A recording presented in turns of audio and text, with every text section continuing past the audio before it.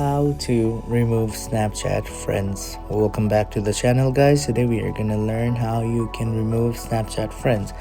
Let's say you don't want to be friends with someone.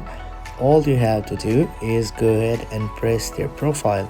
After you get to their profile, there is an option, or there are three dots on the top right of the screen.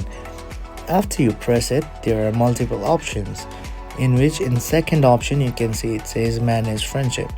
All you have to do is press manage friendship. There are multiple options. You can report the profile, block, or remove friend.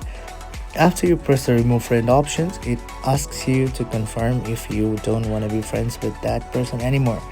If you go ahead and confirm it, that friend will be removed from your friend list, and that is how to remove Snapchat friends.